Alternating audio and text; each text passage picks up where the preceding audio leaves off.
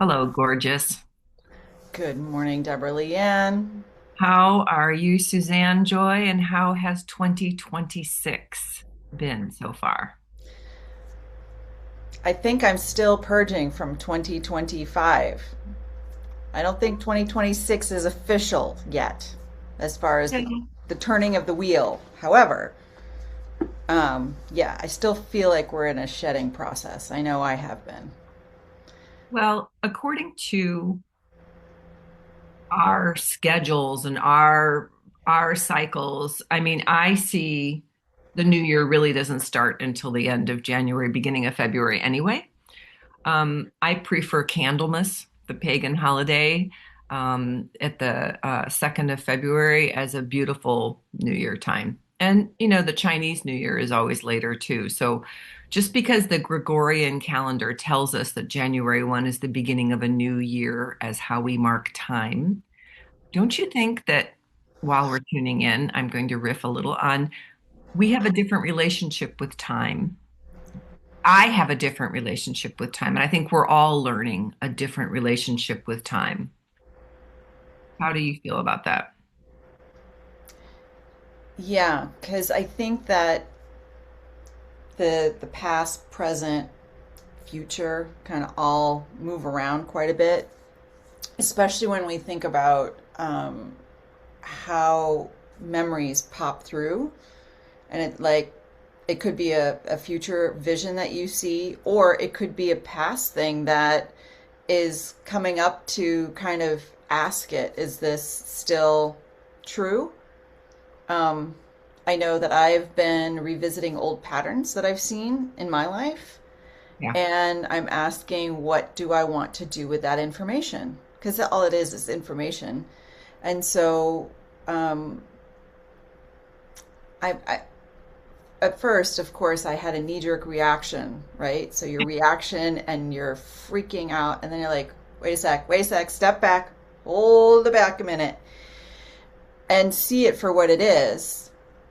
And it could be connected to multiple different timelines in dimensions.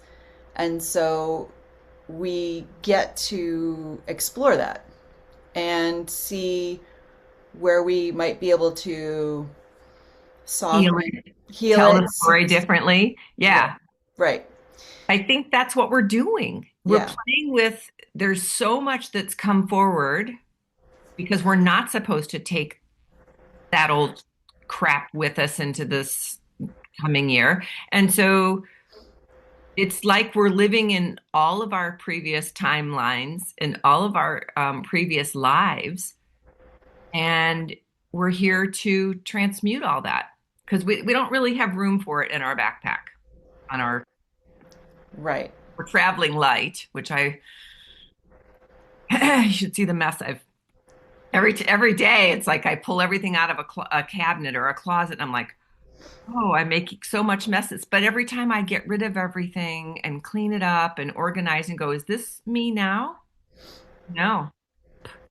You know, Yeah. I feel like for me, and this is energy of new moon and Capricorn coming up too. I feel like what I have been doing is going to be different from what I'm getting to do in the future.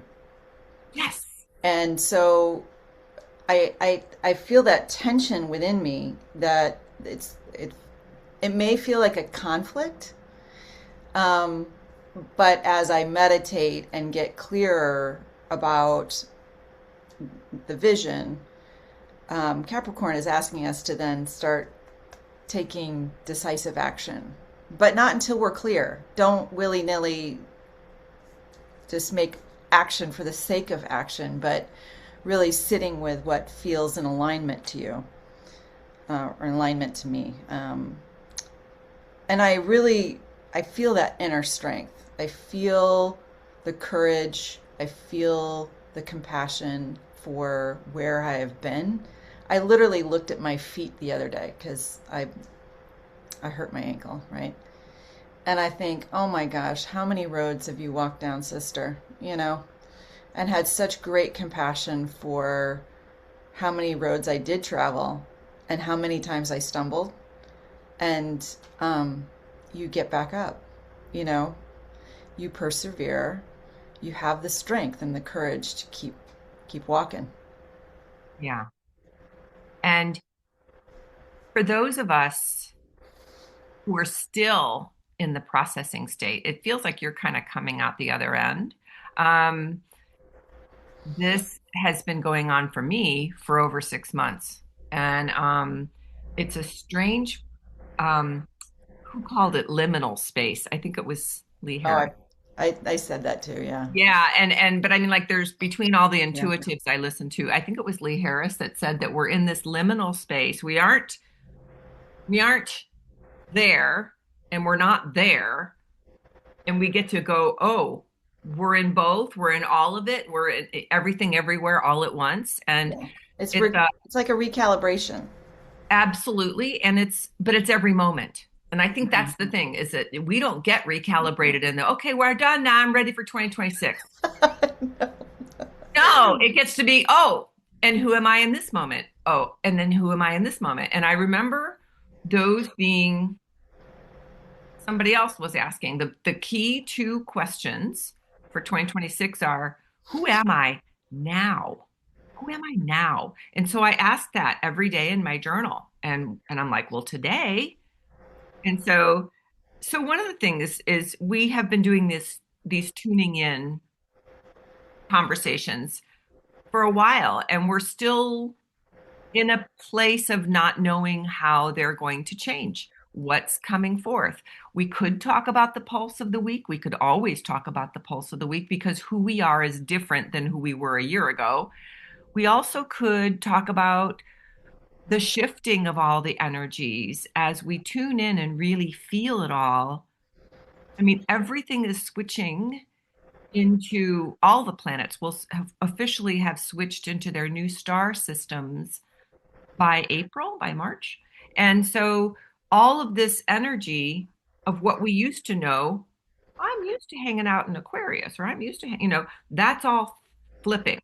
And so, and Aquarius is a very different energy from a Capricorn, which is what we're experiencing now. And the other thing is the Piscean world is very different. So we're playing with so many. I keep thinking, my mantra lately has been fire, water, earth, air, ether, fire, water, earth, air, ether.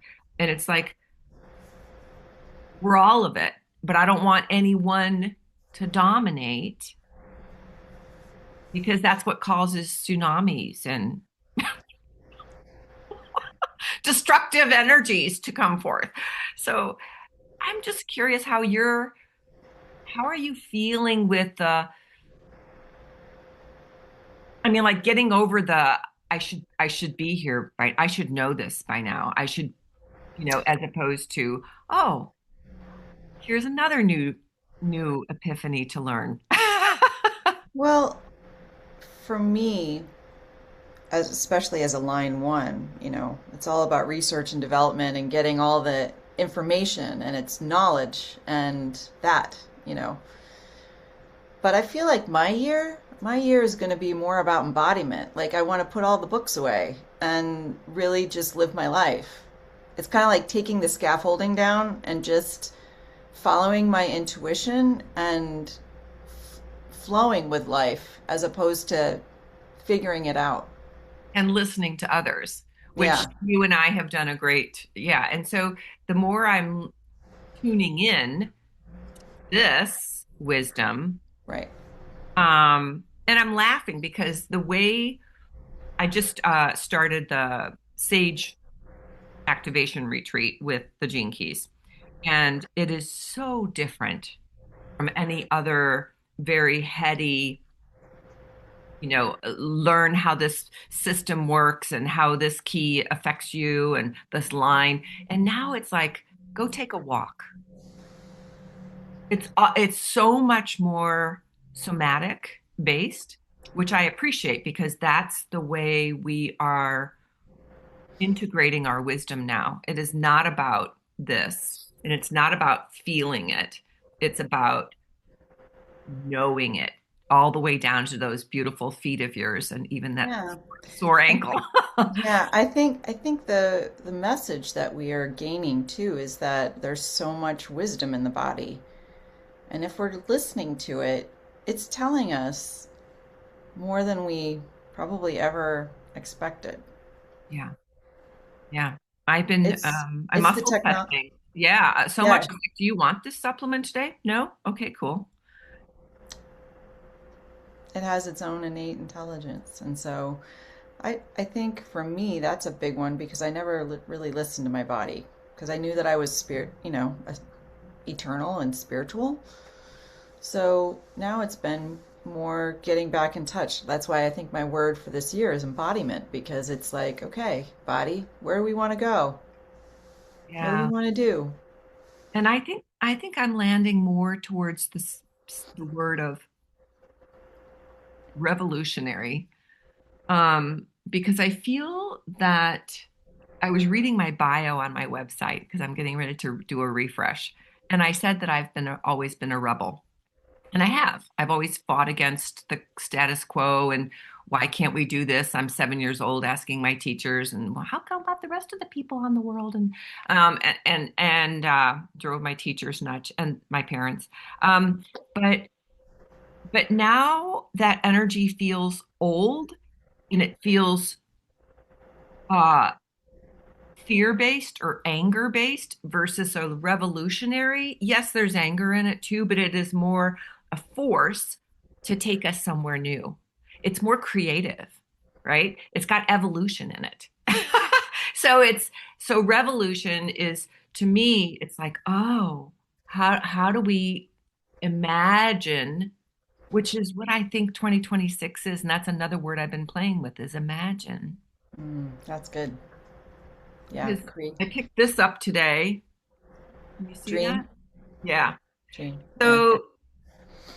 So and that always feels so for somebody who's got a lot of Capricorn structure, planning thing. Dream feels so, oh well, that's not worthy of my time and energy.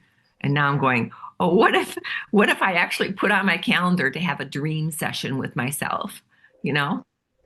Yeah. I think we're going to be learning new ways to figure out life. It's not going to be as angular. I don't know. That's, Yeah.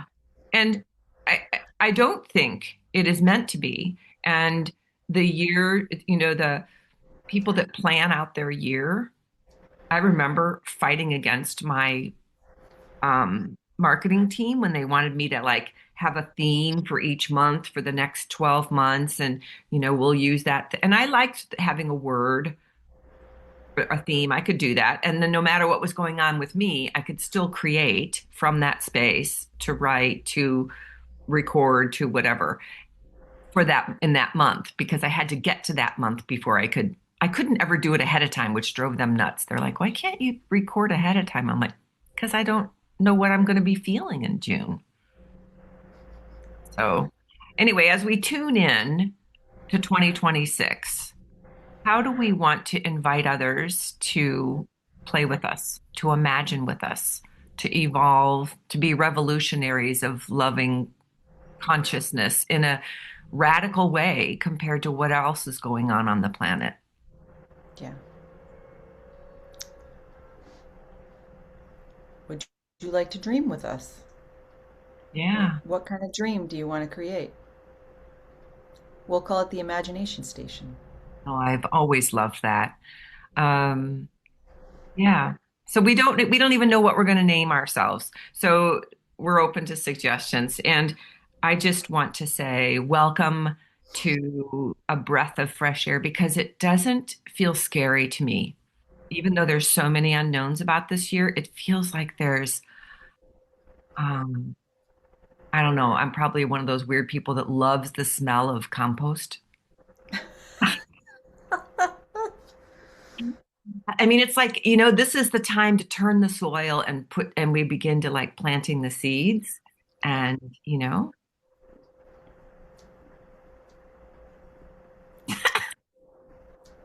I don't have a mudra for that yet.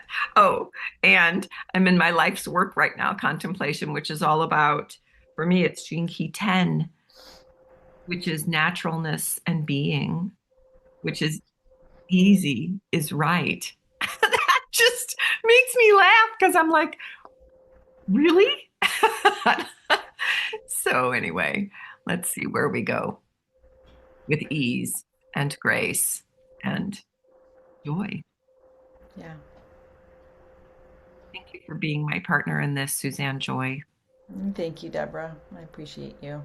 And to all of you, thank you so much for being with us. Until next time. Yeah.